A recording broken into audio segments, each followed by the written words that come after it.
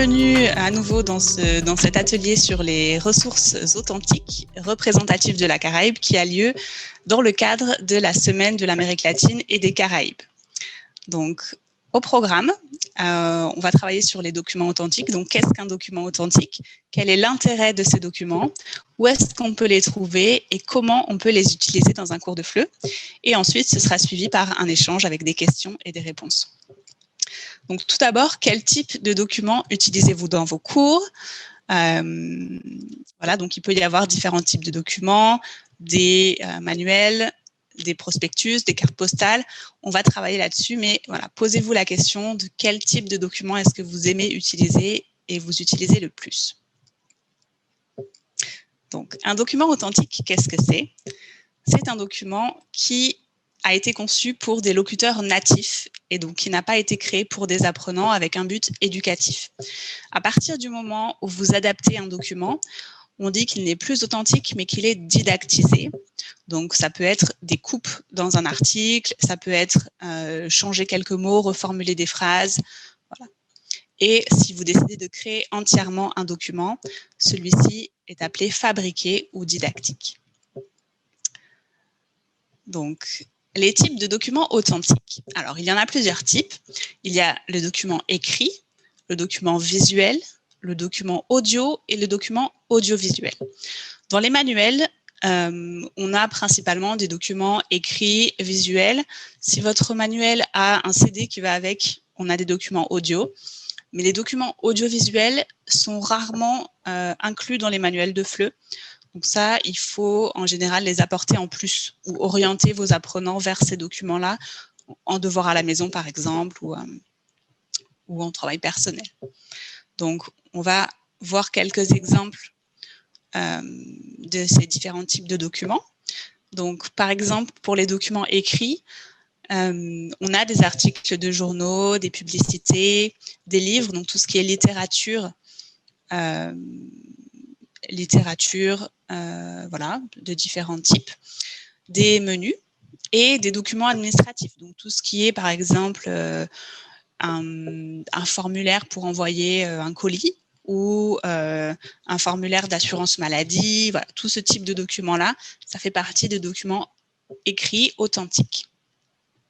Pour les documents visuels, vous avez bien sûr des photos, des images, des dessins. Donc, ça peut être des caricatures, par exemple, ou des dessins humoristiques, et des vidéos sans le son.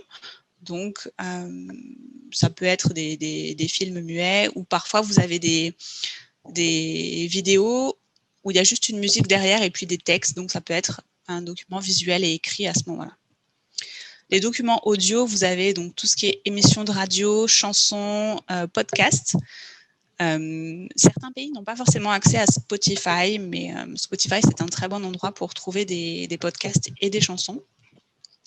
Et ensuite, vous avez les documents audiovisuels, donc comme les clips de musique, les films, les reportages et vidéos diverses. Donc, tout ce qui est vidéo, audiovisuel. Si vous avez une méthode moderne, effectivement, c'est possible que ce soit inclus dedans. Donc, on m'a dit dans le chat la méthode défi. Oui. Je sais que la méthode Totem a aussi toute une série de vidéos qu'ils ont produit eux-mêmes qui vont avec le manuel. Donc, les méthodes modernes incluent en général ça. Après, il faut savoir si votre établissement est bien équipé ou pas. Mais donc, voilà, les différents types de documents authentiques. Il y en a d'autres. Hein. Après, bon, on peut rentrer dans des spécificités, dans des détails, mais globalement, ça, ce sont les principaux. Donc, voici quelques exemples. Alors, ça peut être une annonce pour une maison, une annonce immobilière, un article, un catalogue, donc une brochure, un coupon. Alors, vraiment tout ce qui est flyer, brochure, coupon, affiche promotionnelle, voilà, tout ce genre de choses. Les podcasts, bien sûr, et les vidéos. Donc là, en l'occurrence, c'est une bande-annonce. Et voilà, différents exemples. Alors, quel est l'intérêt d'utiliser ces documents authentiques plutôt que de concevoir vos propres documents? Il y a des avantages et des inconvénients. le principal avantage à créer votre propre document, créer votre texte, surtout avec les niveaux débutants, c'est que vous allez utiliser des phrases, du vocabulaire, des mots que les apprenants connaissent ou qui sont accessibles à leur niveau. C'est vrai que pour les niveaux débutants, c'est pas forcément facile de trouver un texte qui va correspondre parfaitement à ce que vous avez déjà vu ou au thème de votre leçon. Donc parfois, c'est plus facile de créer votre propre texte en vous inspirant éventuellement de documents plus ou moins authentiques et de mettre voilà, plein de phrases avec le futur simple. Et ça vous permettra de travailler uniquement ce point-là avec vos apprenants. Donc c'est vrai que créer un document, c'est plus facile parfois, ça prend un peu de temps, mais après, au moins, voilà, vous êtes sûr que ça correspond bien à vos objectifs.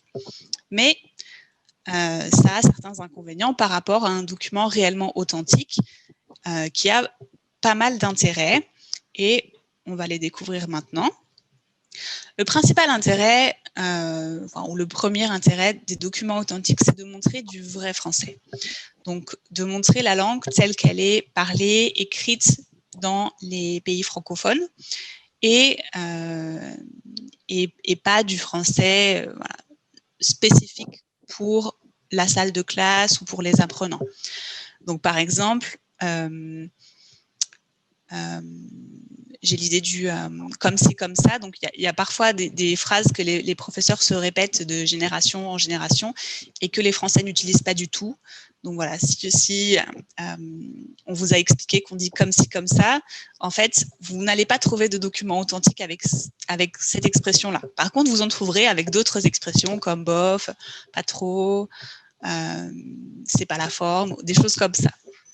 Donc, le document authentique permet de montrer vraiment le français tel qu'il est parlé.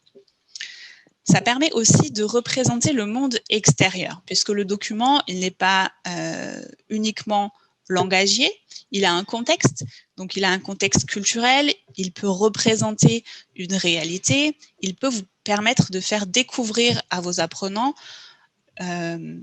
l'endroit en fait d'où il vient, ce document, donc, dans lequel il est utilisé. Donc, par exemple, ici dans la zone, c'est pour ça aussi que c'est intéressant de travailler avec des documents authentiques. C'est parce que ça va vous permettre de faire découvrir les territoires francophones qui sont à côté, enfin, dans la région, à vos apprenants à travers ces documents. Donc, en fait, il y a tout un aspect culturel qu'on peut aborder grâce à ces documents authentiques.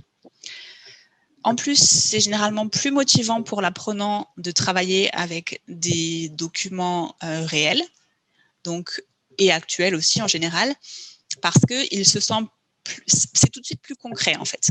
Donc, travailler sur un document que vous avez construit, d'accord, il va travailler la langue, mais travailler avec une affiche, une brochure, quelque chose de concret, il va se sentir beaucoup plus impliqué et se dire « Ah ben voilà, ça, si je pourrais rencontrer ce document-là dans une situation réelle si je voyage dans tel ou tel pays. » Donc, d'une façon générale, c'est un peu plus motivant, surtout si vous choisissez des documents qui correspondent aux intérêts des apprenants, et ça, on va y revenir juste après.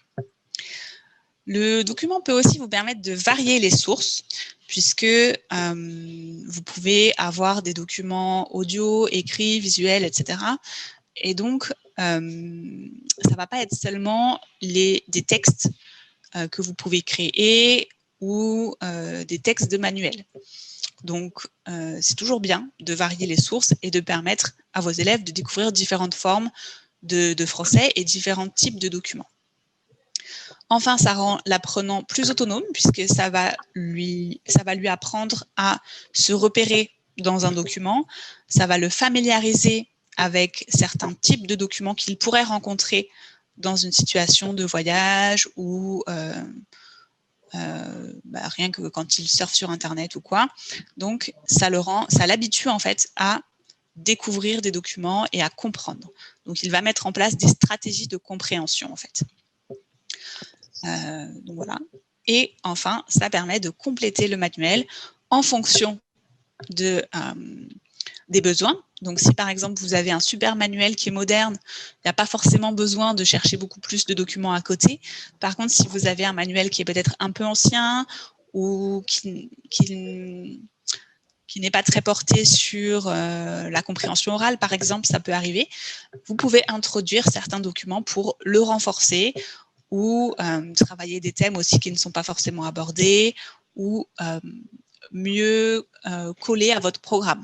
Donc, les manuels ne sont pas forcément directement reliés à votre programme, mais vous pouvez utiliser un document pour le compléter. Donc voilà, ça ce sont les intérêts principaux du document authentique. Maintenant, où les trouver? Alors, en général, pour les documents authentiques, vous en trouvez beaucoup sur Internet. Le problème, c'est que si vous voulez travailler avec des documents qui correspondent à la région, c'est un peu plus difficile parce que on n'en trouve pas forcément facilement, et puis aussi vous devez savoir où chercher, et c'est pas forcément évident. Donc on va voir quelques exemples. Donc comme je l'ai dit tout à l'heure, ma liste n'est pas exhaustive, donc vous pourrez intervenir après pour compléter les documents que je vais vous présenter, et puis échanger donc voilà vos sources et les types de documents que vous aimez. Donc on va en voir quelques-uns. Et on peut commencer avec les médias locaux. Alors, les médias, c'est intéressant pour plusieurs raisons. D'une part, parce que ça permet de travailler à la fois l'écrit et l'audiovisuel. Souvent, les médias ont aussi des journaux d'information, des petites vidéos intéressantes, des choses comme ça que vous pouvez utiliser. Ils traitent de thèmes qui correspondent à la région, au niveau des traditions, au niveau de l'actualité ou du climat, etc. Et en plus, ils permettent de travailler l'éducation aux médias. Donc ça, c'est peut-être quelque chose qui est un peu plus pour les niveaux B1, B2, mais c'est important de le faire en tant que prof, de travailler peut-être l'esprit critique, le fait de faire attention aux sources, le fait aussi de savoir aborder un article, retrouver le point de vue de certaines personnes, etc. Donc, les médias locaux, c'est très intéressant. Donc voilà, vous avez ces trois-là. Sur France Info, donc le portail de l'Outre-mer, vous avez un journal sur la Guadeloupe, la Martinique, la Guyane. Et Via ATV est intéressant aussi. Vous avez des petits reportages, donc des petites vidéos de quelques minutes qui sont assez faciles à utiliser en cours. Donc voilà, c'est assez intéressant. Et je vous ai mis aussi le magazine d'Air France. Alors, celui-ci, il est disponible, vous le voyez, il est disponible en ligne et il présente l'intérêt d'être bilingue. Donc, si vous voulez travailler sur le fait d'avoir différentes langues et que vous voulez travailler l'anglais et le français en même temps, ou si vous voulez juste travailler le français, c'est quand même pas mal. Et vous voyez qu'à l'intérieur du magazine, outre les articles, il y a aussi des choses comme ça, des publicités que vous pouvez trouver et utiliser directement. Donc là, il suffit de faire une capture d'écran et vous avez cette publicité-là.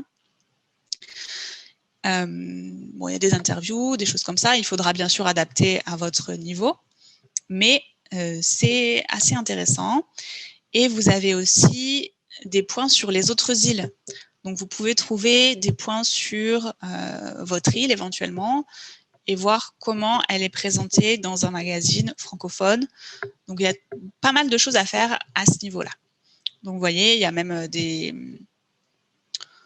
voilà, des dates, des photos. Donc, il y a plein de choses à faire. Quelque chose sur les fruits.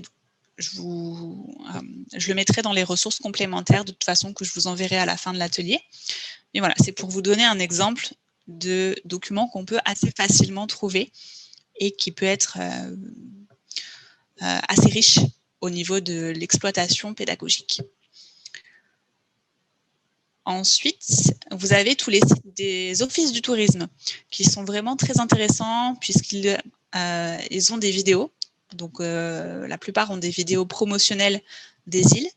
Moi, par exemple, j'ai déjà fait une fiche pédagogique qui utilise en fait comme support une de ces vidéos. Et vous avez aussi tout ce qui est texte et images. Donc, sur tout ce qui est activité, les lieux, la description d'un lieu, les sports, le vocabulaire des vacances, tout ça c'est très intéressant et vous pouvez le trouver dans les sites des offices du tourisme.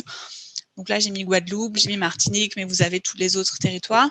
Et vous avez aussi, en général, vous avez aussi des sites du tourisme de votre île, mais en français. Donc ça peut être aussi intéressant. Il faut juste vérifier si la traduction a bien été faite, enfin a été bien faite plutôt. Mais voilà. Mais donc vous pouvez aussi utiliser des ressources de votre pays pour travailler un point du moment qu'elles sont en français. Ensuite, vous avez tout ce qui est recettes de cuisine. Avec, pour la cuisine antillaise, il y a principalement le blog de Tati Maryse, qui a aussi pas mal de vidéos. Assez régulièrement, je partage des ressources, je crée des ressources à partir de ces vidéos ou de son blog, donc c'est assez intéressant. Vous avez aussi le blog de Je cuisine créole, avec des recettes, et vous avez aussi, ça rejoint ce que je venais de dire, les offices du tourisme. Donc là, c'est le site de Belle Martinique, par exemple, qui propose des recettes aussi antillaises. Donc, au lieu de travailler n'importe quelle recette de cuisine française, vous pouvez justement axer sur une recette qui est un peu plus traditionnelle de la région. Et justement, ça peut susciter des discussions en disant, est-ce qu'on a un plat qui ressemble dans notre pays? Travailler sur le plat national. Et voilà, faire des comparaisons justement sur la façon dont les produits sont travaillés et mangés dans les recettes. Ensuite, vous avez les contes. Les contes, c'est aussi très intéressant puisque ça permet d'aborder tout l'aspect culturel et interculturel et de travailler la littérature. Donc, pour les contes, il y a principalement, pour les contes antillais, vous avez le site Potomitan avec des contes de Guadeloupe, Guyane, Martinique, Haïti. Voilà. Et vous avez aussi un autre site qui s'appelle Conte-moi la francophonie, avec une partie sur les contes haïtiens, il me semble. Le site est en maintenance aujourd'hui. Je voulais mettre le lien et puis ça n'a pas marché, mais normalement, il devra marcher dans les prochains jours. Et ensuite, vous avez les livres, donc les albums, que vous pouvez, certains, vous pouvez les acheter en ligne et les commander. Donc, par exemple, celui-ci, c'est un livre qui est plurilingue. Donc, il existe en français, anglais, espagnol et créole. Donc, voilà, c'est assez intéressant. Et on vous en reparlera très vite puisqu'on a un projet qui va être mis en place par rapport à cet album et d'autres albums aussi plurilingues. Donc, on va probablement créer des ressources qu'on vous partagera par rapport justement à l'exploitation de cet album et d'un autre. Donc, voilà, il y a pas mal de choses à faire avec les contes et avec la littérature en général. Après, pour ça, bon, il y a aussi, vous pouvez trouver ça sur Amazon, mais il faut voir si Amazon livre dans votre pays. C'est pas forcément évident. Nous, en Martinique, c'est assez difficile de faire venir des choses avec Amazon, donc bon, ça dépend du pays. Ensuite, vous avez les chansons. Alors, pour les chansons, j'ai eu un peu de mal à trouver ce que je pouvais vous présenter comme chansons. Parce que souvent, les chansons, vous pouvez les trouver sur le site de TV5 Monde avec paroles de clips. Ils ont pas mal de chansons adaptées à un public, différents types de publics, mais en général, vous pouvez choisir le public ado. Et donc là, ils vous proposent des fiches pédagogiques sur les chansons, des chansons plus ou moins actuelles. Mais ce sont rarement des chansons qui correspondent à la région ou à ce qu'on écoute dans la région. Donc, vous pouvez toujours essayer de regarder Énergie Antilles ou Trace FM. Là, par exemple, vous avez la sélection de Énergie Antilles et vous pouvez après chercher, écouter les chansons, voir si elles sont éventuellement exploitables. Voilà, donc ça, si vous voulez des chansons francophones, que vous êtes dans un pays qui n'est pas francophone, vous pouvez toujours chercher ici. Et après, bon, il faut écouter les chansons, regarder les paroles et vous pouvez faire des activités avec des textes à trous. Certaines chansons de Zouk sont exploitables si elles ne sont pas trop rapides.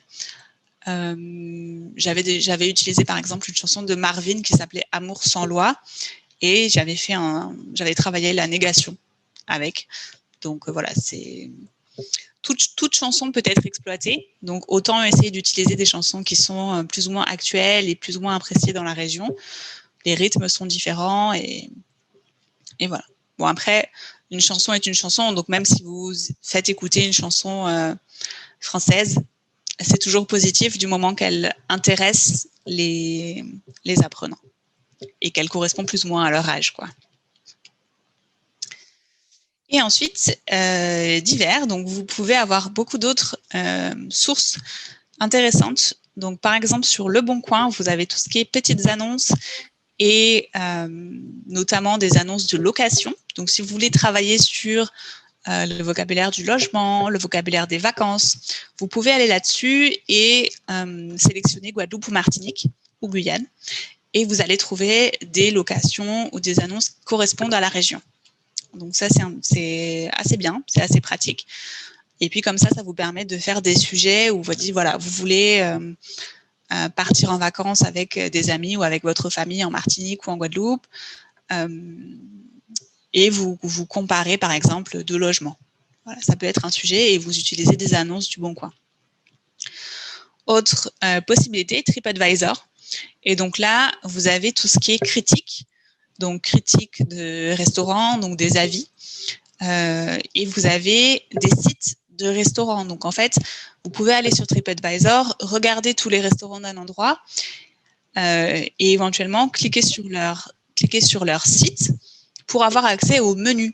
Donc les menus de restaurants, ce sont des documents qui sont très pratiques et généralement intéressants et accessibles à des niveaux débutants. Donc TripAdvisor, c'est assez bien pour ça. Vous avez aussi sur TripAdvisor tout ce qui est activités sportives, donc excursions et tout. Donc, si vous voulez travailler ce thème-là justement avec les vacances et travailler les vacances dans la région, vous pouvez utiliser ça. Là, j'ai mis Martinique, mais bien sûr, il y a TripAdvisor concerne toutes les îles. Donc, vous pouvez très bien travailler sur votre propre pays et trouver des critiques ou trouver des excursions qui sont en français, enfin, traduites en français. Donc, pas mal de choses à faire aussi avec TripAdvisor.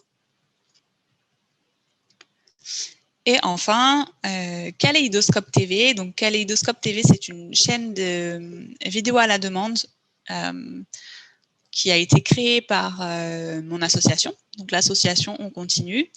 Et en fait, vous y trouvez des films, des reportages, des documentaires, des vidéos sur la région.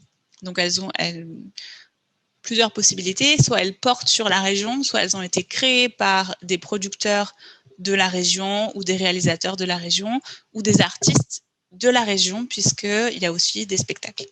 Donc là, il y a un abonnement.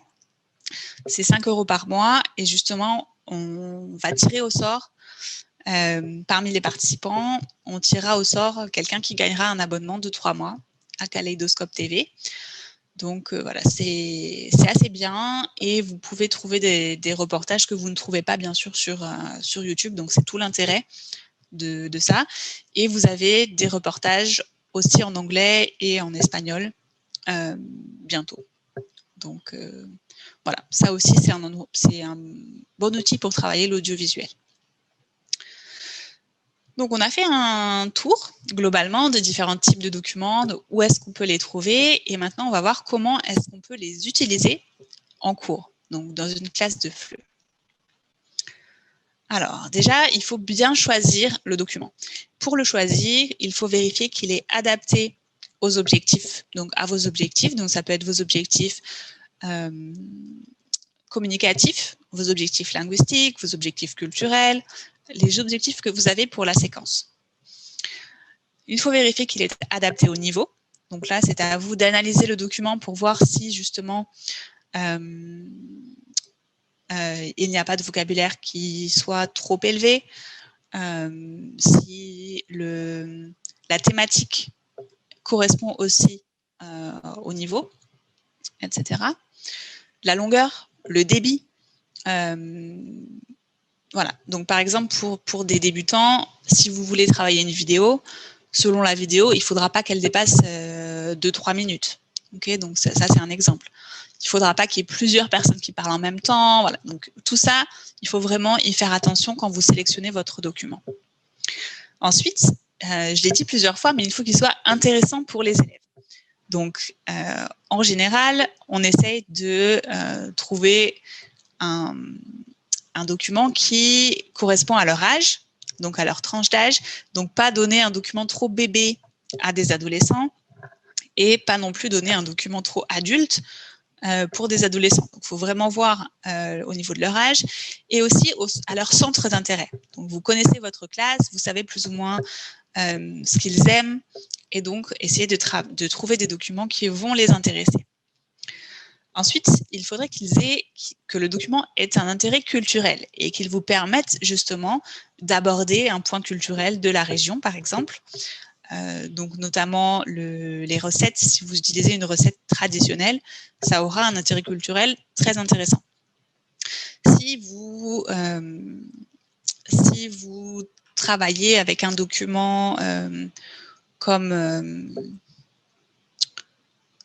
une brochure ou une annonce, l'annonce par exemple pour le zoo qu'on a vu tout à l'heure, le zoo de Martinique, c'est pas mal puisque vous allez pouvoir justement travailler sur le fait qu'il y a un zoo en Martinique, est-ce qu'il y a un zoo dans votre pays, éventuellement est-ce qu'il y a d'autres parcs, travailler le vocabulaire des animaux, des choses comme ça. Et est-ce que en fonction des niveaux aussi, vous pouvez travailler sur le thème. Est-ce que vous pensez que c'est bien d'avoir des animaux dans un zoo, des choses comme ça. Ensuite, il faut que le document soit assez récent, c'est-à-dire qu'il ne faut pas qu'il soit dépassé. Okay, donc, par exemple, si on travaille une chanson, il faut que ce soit une chanson assez récente qui va intéresser les apprenants et pas une chanson des années 80, même si, du point de vue linguistique, elle correspond à ce que vous cherchez.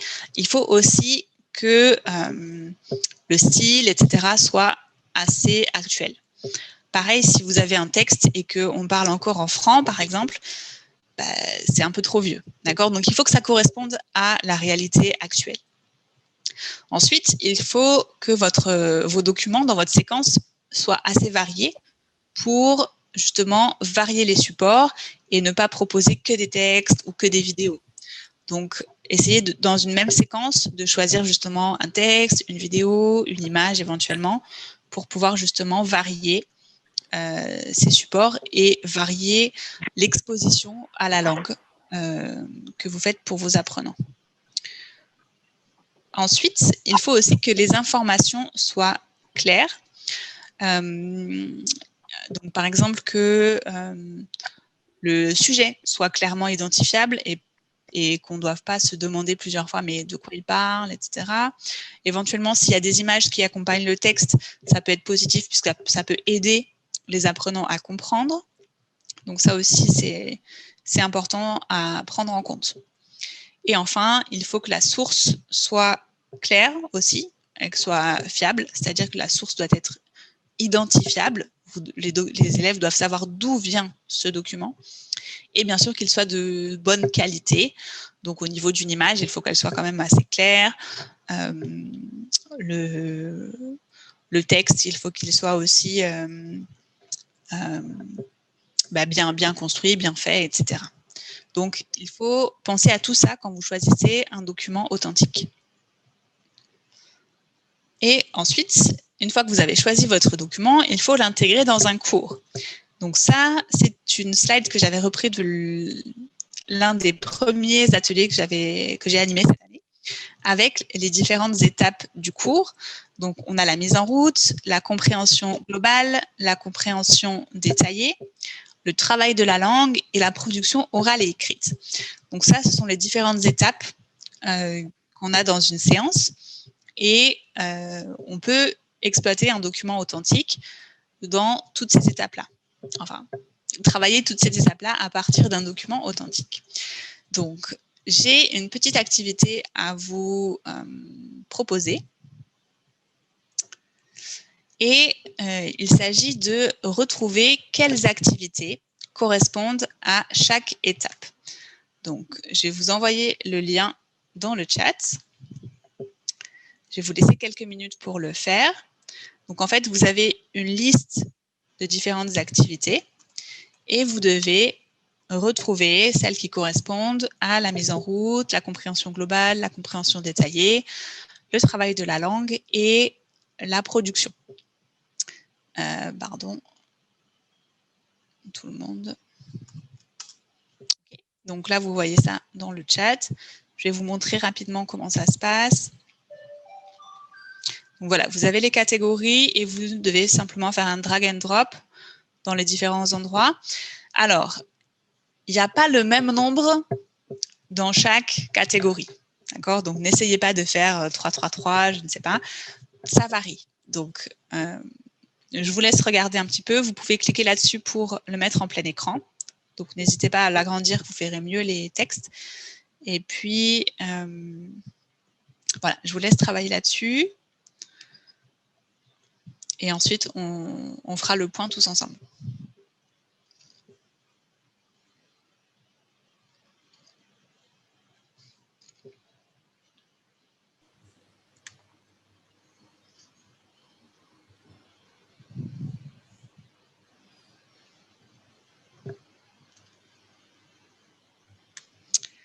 Alors, on va peut-être corriger. Terminé, ok. Bon, on va voir, on va corriger ensemble. Alors, je vais mettre ça en grand, comme ça vous pouvez voir tout l'écran. Donc, pour la mise en route, alors déjà la mise en route, qu'est-ce que c'est? C'est le fait de faire une activité avant même d'entrer dans le document et ça va permettre justement aux élèves de mobiliser leurs connaissances sur le thème et de pouvoir entrer plus facilement en fait dans le document. Ils auront déjà réfléchi à tout ce qu'ils connaissent déjà, ça sera plus facile après pour eux de comprendre le document. Donc, qu'est-ce qu'on peut faire là-dessus pour la mise en route? On peut par exemple faire un brainstorming sur le titre. D'accord? Donc, ça, c'est quelque chose d'assez facile. Donc, que ce soit pour une vidéo ou pour un texte, vous pouvez simplement écrire au tableau les titres et demander aux élèves voilà, à quoi ça vous fait penser. Si le document est une image, vous allez pouvoir faire ça. Si le document est un texte accompagné par une image, vous allez aussi pouvoir travailler sur l'image. Donc, ça, c'est une bonne activité. En général, on fait souvent des brainstorming en début de séance pour la mise en route.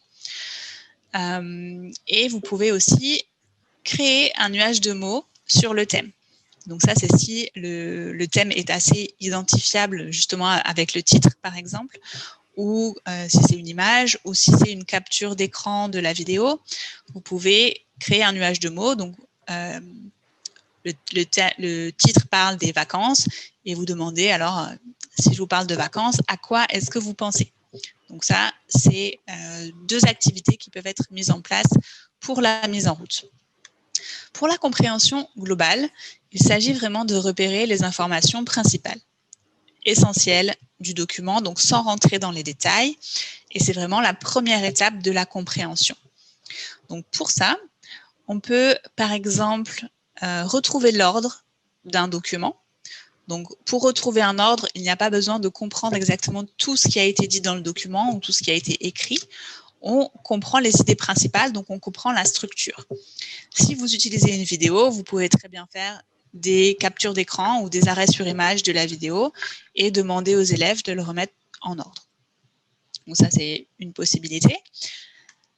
Dire quel est le thème du document. Alors, on aurait pu effectivement le mettre là-haut, mais je l'ai mis ici parce que là, c'est vraiment le document lui-même. Donc, pour connaître le thème du document, il faut l'avoir lu. Là, j'ai vraiment parlé juste du titre. Donc, le titre, c'est plutôt dans la mise en route. Et une fois qu'on a lu le document ou regardé la vidéo, on peut dire, voilà, la vidéo parle de, ou elle porte sur, etc. Donc, ça, c'est plutôt la compréhension globale.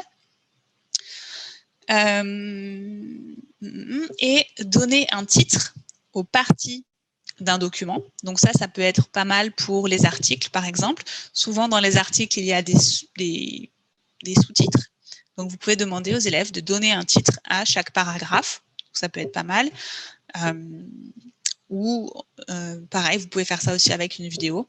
Donc ça permet vraiment de travailler la compréhension global. Donc, même si c'est de chaque partie ou sous-partie du document, on vérifie que l'apprenant a bien compris de façon globale de quoi il s'agit.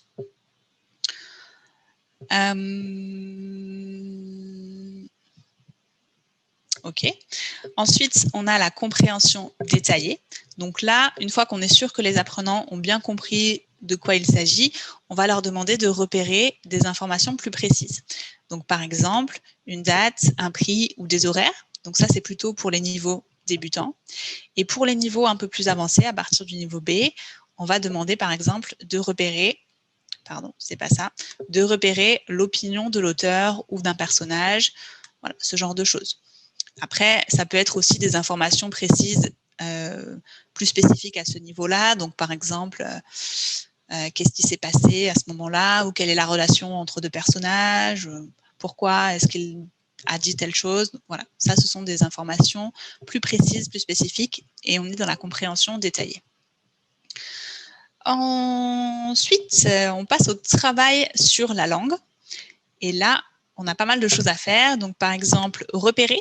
Donc, faire du repérage de temps ou de vocabulaire, classer des expressions dans un tableau. Donc, par exemple, des adjectifs positifs, des adjectifs négatifs et les classer dans un tableau. Ou bien créer une carte mentale avec le vocabulaire des mots du document. Donc, par exemple, si votre document traite des sports, vous pouvez demander aux apprenants de faire une carte mentale avec les sports collectifs, les sports individuels, les sports de plein air, les sports en salle. Bon, n'importe quel type de sport, voilà, pour bien organiser le vocabulaire. Expliquer certains mots ou expressions, donc là c'est vraiment traduire et reformuler, et relever le vocabulaire du thème abordé. Si on pense à un ordre, on mettrait d'abord relever le vocabulaire du thème abordé et ensuite en faire une carte mentale, par exemple, pour le classer dans différentes catégories.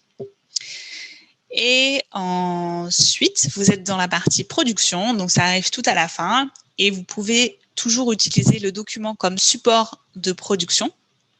On n'y pense pas forcément, mais ça peut être bien. Donc, par exemple, donner son point de vue sur le thème abordé dans le texte ou dans le document. Quand je dis texte, ça peut être aussi une vidéo, une chanson, etc. Faire une synthèse de plusieurs documents. Donc, si vous avez un dossier, par exemple, vous pouvez demander à vos apprenants de faire une synthèse. Ça, bien sûr, c'est dans les niveaux un peu plus avancés, notamment à partir du niveau peut-être B2, C1. Donc voilà, faire une synthèse, ça peut marcher. Imaginer la suite d'un document. Donc ça peut être bien aussi au niveau... ça peut marcher à tous les niveaux, en fait. À partir du moment où vous avez une vidéo, vous pouvez demander aux apprenants d'imaginer la suite, mais en utilisant du présent. Et si vous avez des niveaux un peu plus avancés, vous pouvez utiliser d'autres temps. Donc, ça fonctionne aussi. Et s'inspirer du document pour en créer un autre.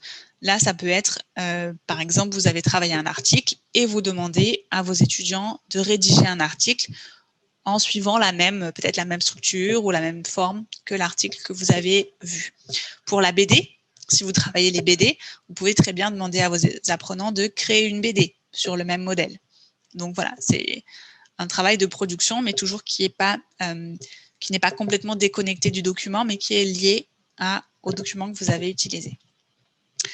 Alors, est-ce que c'est clair pour tout le monde? Est-ce que vous avez eu tout juste, globalement? Vous pouvez lever la... Oui, ok. Très bien. Si vous avez des questions là-dessus, on pourra aussi échanger à la suite de l'atelier. Donc, pas de problème sur ça, on pourra y revenir si besoin. Ok, donc là, voilà. Je reprends un peu ce que j'avais dit. Donc, mise en route, c'est vraiment pour introduire le document et entrer dans la séquence avec donc brainstorming, nuage du mot, faire des hypothèses. Ensuite, vous avez la compréhension globale pour repérer les informations principales, la compréhension détaillée avec les informations précises, le travail de la langue. Donc, il y a différentes étapes. La première, c'est repérer. Donc, repérer le mot, le vocabulaire, les temps, les expressions. Ensuite, conceptualiser. Donc, permettre aux apprenants de comprendre la règle, en fait. Et systématiser. Donc là, ça ne sera pas forcément directement lié au document, mais il faut faire des exercices pour systématiser ce point. Donc, ça peut être des exercices basiques de grammaire, conjuguer le verbe, etc. Donc, ça, c'est systématisé. Pour certains points de langue, vous pouvez même utiliser le document lui-même en demandant aux apprenants de passer le texte, par exemple, au passé ou le remettre au présent ou faire des choses comme ça. Mais l'objectif, c'est vraiment d'entraîner, en fait, les apprenants à travailler ce point de langue. Et ensuite, vous avez la production orale ou écrite, donner son point de vue, faire un jeu de rôle sur donc un dialogue, rédiger un texte, créer un document, faire un exposé à partir du thème, du document, voilà. Pas mal de choses à faire à ce niveau-là. Je vais vous montrer très rapidement en fait un exemple de séquence pédagogique que j'ai créée, donc avec ces différentes étapes et des documents authentiques. Donc, je vais vous partager ça tout de suite. Et donc, c'est une séquence qui porte sur décrire un lieu et c'était décrire Sainte-Lucie. Et donc, c'est bien puisque ça correspond justement à la région et j'ai utilisé un document authentique qui correspond aussi à la région. Donc là, il y avait une mise en route que j'ai faite à partir de cette image-là. Donc, j'ai posé quelques questions aux élèves sur le drapeau, qu'est-ce que ça représente, quel pays, etc.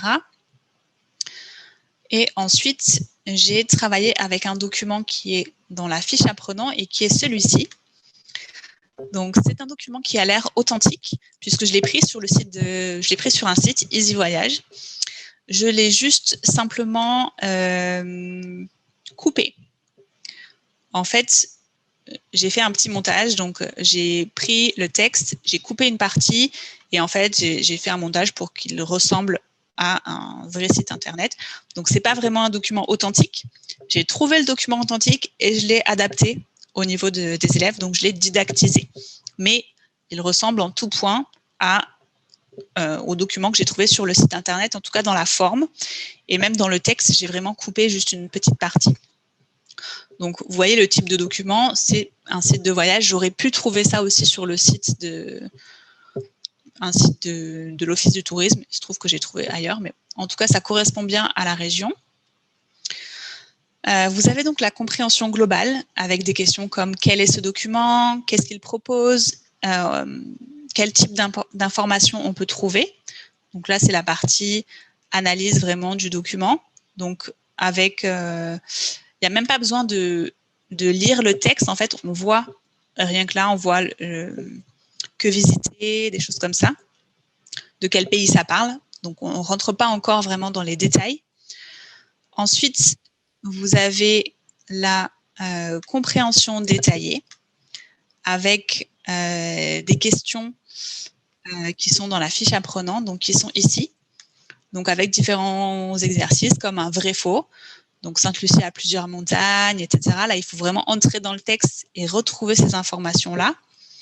Et des questions ouvertes, des questions courtes mais ouvertes. Dans quelle ville est-ce qu'on trouve la majorité des hôtels? Qu'est-ce qu'il faut voir dans le sud? Voilà, ça, c'est la compréhension détaillée.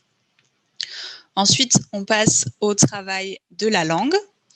Donc, avec plusieurs activités par groupe. Ça, vous êtes complètement libre là-dedans, hein, travailler individuellement, en groupe, etc. Donc là, compléter par exemple avec les mots du texte. Donc, c'est une activité de repérage.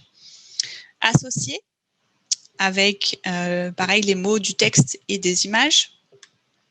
Et ensuite, vous avez un autre document. Donc là, c'est simplement compléter avec les mots, effectivement, qu'on a vus dans le texte juste avant.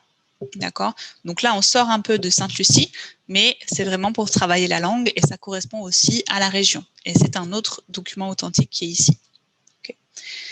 Et ensuite, on a le travail de la langue.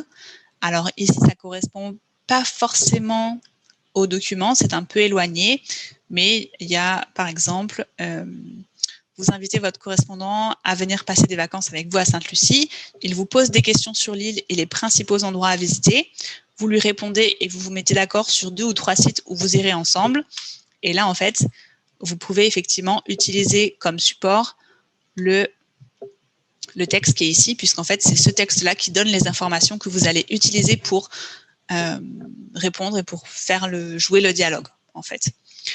Donc voilà, vous avez un exemple d'une séquence complète avec un document authentique et son exploitation du début à la fin. Alors j'aurais pu ajouter d'autres choses, des vidéos complémentaires, des choses comme ça, mais c'était pour une séquence qui devait être assez courte. Donc voilà, après bien sûr vous êtes libre d'ajouter tout ce que vous voulez en plus. Donc voilà pour l'exemple. On va repasser à la présentation. Voilà, donc est-ce que vous avez des questions, des remarques, des suggestions, des idées à partager? C'est le moment, n'hésitez pas. Ça permettra à tous de justement enrichir notre banque en fait de documents qu'on utilise. Donc voilà, si vous avez des suggestions, n'hésitez pas. Oui, Caroline.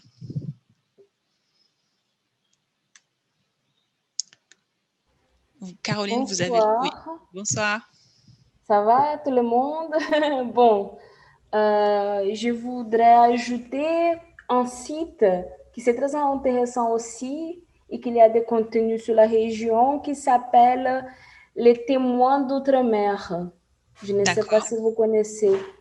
Et moi, je suis professeur de FLE au Brésil. Et moi, je travaille beaucoup sur les Antilles, la Guyane aussi, parce que j'ai vécu en Guadeloupe pendant 7 mois. J'étais assistante de langue portugaise. Et j'ai fait maintenant un master en littérature francophone. J'étudie Gisèle Pinault. D'accord. Et aussi, comme document authentique, j'ai travaillé avec mes élèves ce livre-là, Pays à nous. C'est une bande dessinée pour les présenter un peu sur les Antilles et aussi parler un peu du Bumidum. Aussi, avant de travailler avec cette bande dessinée-là, j'ai réussi à voir la première partie de la série Rêve français, je pense qu'elle date de 2018. Donc, j'ai travaillé avec eux pour parler un peu de cette époque, du Bumidum, parce que je travaille avec des élèves avec les niveaux B1, B2. Donc, ce sont des sujets plus, comme j'ai pu dire, complexes. Donc, je peux travailler ces ressources-là. Et aussi, je travaille avec la littérature parce que je suis prof de français et littérature. Et donc, il y a ces livres aussi que j'aime bien, Les Contes et légendes des Antilles. C'est un livre très intéressant et c'est aussi vraiment pour leur montrer l'imaginaire créole. Je pense que c'est très important pour aller un peu plus loin, comme je peux dire, aller au-delà de la France métropolitaine. Parce qu'ici au Brésil, quand on donne des cours de français, c'est surtout sur l'Hexagone, Canada, Belgique et tout ça. Et donc, quand on essaye de parler des Antilles, de la Guyane, même de la Polynésie française, ça, c'est plus intéressant, à mon avis. Effectivement, et puis c'est peut-être... alors déjà, merci pour toutes ces idées, c'est intéressant. Et le fait de montrer aussi que le français, c'est pas seulement la France, ça rend aussi l'apprentissage de la langue peut-être plus concret pour les élèves. Alors, surtout dans la Caraïbe, parce qu'ils peuvent se dire, mais en fait, le français, c'est juste à côté. C'est juste en Martinique. J'ai pas besoin d'aller jusqu'en France pour aller pratiquer mon français. Je peux y aller à 1 heure d'avion, 1 heure de bateau, c'est pas loin. Et vous pouvez aussi leur présenter les autres opportunités professionnelles qu'il peuvent y avoir, professionnelles, universitaires, beaucoup de choses à faire avec le français. Et voilà, il n'y a pas besoin d'aller jusqu'à Paris pour pratiquer. Donc, c'est très bien. Malheureusement, c'est plus facile d'aller en France en ce qui concerne les vols qu'aller à la Guyane, qui c'est tout à côté de nous. On fait la frontière, mais bon, c'est la vie. Oui, c'est vrai que c'est pas évident dans la zone. Voilà quoi. Mais bon, on essaye quand même. Hein, qui peut connaître la Guyane, pour moi c'est un rêve. J'ai envie d'y aller, principalement pour mes recherches académiques. ça arrive, c'est bien. Ouais. Et je vous remercie tellement pour cette opportunité de partage. Mais de rien, merci d'être là et de partager justement vos ressources aussi. Alors, est-ce que d'autres personnes veulent justement intervenir?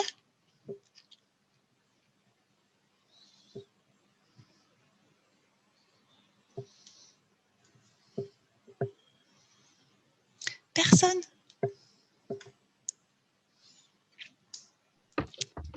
Oui, j'aimerais bien intervenir. Allez-y, Annick. Voilà, seulement pour vous dire que c'est un excellent travail ce que vous avez fait et c'est vraiment important pour les personnes vivant dans les Caraïbes, les professeurs, les élèves, etc., d'avoir justement cette opportunité de pouvoir travailler en faisant des documents qui sont adaptés réellement au monde dans lequel on vit. Parce que c'est vrai que dans le passé, les documents à base des documents français ou authentiques qu'on utilisait dans le passé étaient surtout orientés vers justement ces grands pays francophones et très peu montraient un peu la vie par exemple, de la Caraïbe française, qui est vraiment très, très, très riche de culture et de choses à montrer.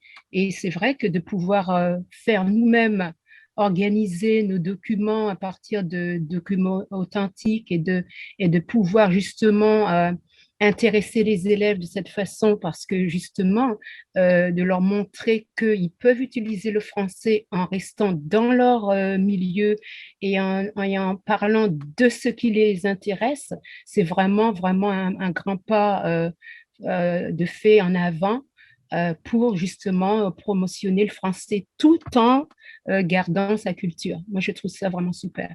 Donc, moi, j'avais beaucoup de problèmes parce que, comme vous le savez, je suis un peu une déracinée parce que je suis française d'origine, je suis née en France, donc je n'ai absolument pas la culture française, même si je l'ai apprise. Bon, je n'ai pas la culture française, j'exagère un peu. Je connais la culture française, si vous voulez, mais en étant antillaise au milieu, vous savez comment ça se passe quand vous êtes déraciné d'un endroit à l'autre. En fait, la culture d'origine subsiste et est très dominante. Donc, ça a été mon cas, vivant en France, dans une culture antillaise, d'une mère antillaine et d'un père guadeloupéen. Donc, vous savez, la culture des Caraïbes était vraiment très prononcée. Donc, ce que je pouvais apprendre de la culture française, c'était bon à l'école, avec les amis, etc., d'accord? Mais maintenant, en enseignant dans les Caraïbes, je commence à comprendre que j'ai quand même un gros manquement dans tout ce qui est profondément culture française. Donc, de pouvoir utiliser cette possibilité de transformer des documents authentiques aux mœurs des Caraïbes, c'est vraiment un très grand bonheur. Mais en même temps, j'aimerais savoir aussi, est-ce qu'il n'y a pas aussi un souci de copyright en faisant ça? En transformant des documents. Est-ce que ça peut emmener à des soucis au niveau d'Internet ou seulement, j'aimerais savoir s'il y a des sites où justement, c'est pas possible de faire ça, de transformer des documents et de les utiliser. Alors, tout dépend en fait de l'usage que vous en faites. C'est vrai que normalement, il y a un droit d'auteur à respecter, etc.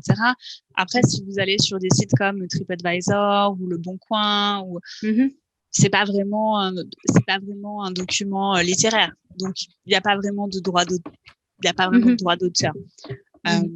Après, vous n'en faites pas non plus un usage, vous le vendez pas. Commercial, non. Voilà, c'est ça. Donc, du moment que ça reste au niveau de la salle de classe, il y a très peu de risques que vous soyez embêté pour ça. Par exemple, nous, quand on a fait nos formations en ligne, à un moment, j'avais utilisé un blog et j'ai quand même demandé l'autorisation à la personne qui faisait le blog si je pouvais utiliser son article, puisque c'était pour une formation, c'était public, etc. Et du moment que vous travaillez avec vos élèves, il n'y a pas de souci. D'accord. C'est parfait. Merci encore et puis très bon travail. Hein. J'en sors enrichie tout le temps, constamment. Merci beaucoup. Gentil. Au revoir. Je voulais aussi ajouter que, bien sûr, on a parlé des documents authentiques, mais vous pouvez aussi fabriquer vos documents si vous pensez que ça correspond à un besoin et que ça correspond à un besoin de la région. Donc, par exemple, il y a quelques temps, j'ai fait une ressource sur les fruits et légumes de la Caraïbe. Vous l'avez peut-être vu, et ça traite justement des fruits qu'on n'a pas en général dans les manuels. Dans les manuels, si vous avez des manuels normaux de France, vous avez peut-être les pommes, les poires, les abricots, les choses comme ça, et vous n'avez pas tout ce qui est justement fruits locaux. Donc, si vous voyez qu'il y a un manque à ce niveau-là et que vous voulez l'aborder avec vos élèves, n'hésitez pas à créer votre propre ressource, justement, même si c'est pas authentique, même si c'est un document complètement didactique, du moment que ça traite de quelque chose de régional et que vous pensez que ça peut intéresser vos élèves et les motiver, ne vous limitez pas en disant il n'y a pas de document authentique qui correspond. J'ai cherché s'il y avait des documents authentiques et j'en ai pas trouvé un qui correspondait à ce que je voulais. Donc je l'ai créé. Donc n'hésitez pas non plus à faire ça si vous en ressentez le besoin ou voilà, pour vos cours si vous pensez que ça peut être utile. Et dernière chose, donc il y a aussi tout ce qui est situation authentique en fait dans les productions. Vous avez vu, par exemple, que dans ma production orale ici, je dis, voilà, vous invitez votre correspondant guadeloupéen à venir passer des vacances avec vous à Sainte-Lucie, etc. Autre option, vous voulez faire découvrir votre pays à votre correspondant martiniquais, blablabla. Autre option, l'Office du tourisme de votre pays organise un concours, etc., etc. Vous devez rédiger un texte pour décrire votre île et les principaux sites à visiter. Donc, en fait, dans toutes mes tâches, dans toutes mes productions, j'essaye de mettre un contexte local et un contexte plausible et réel. D'accord? Donc, il faut vraiment mettre les élèves en situation réelle. Et si vous les mettez justement, si vous les rendez actifs par rapport au contexte local, donc en imaginant qu'ils ont un correspondant martiniquais ou guadeloupéen ou guyanais, ou qu'ils organisent un voyage quelque part dans un territoire francophone, ça participe aussi à l'idée de les impliquer et de leur faire comprendre que voilà, ils habitent dans une région où il y a des territoires francophones et où ils peuvent pratiquer le français en n'allant pas aussi loin qu'en France. Donc voilà, il y a les documents, mais il y a aussi tout ce qui est activité de production et c'est important de les mettre dans ce contexte réel et local.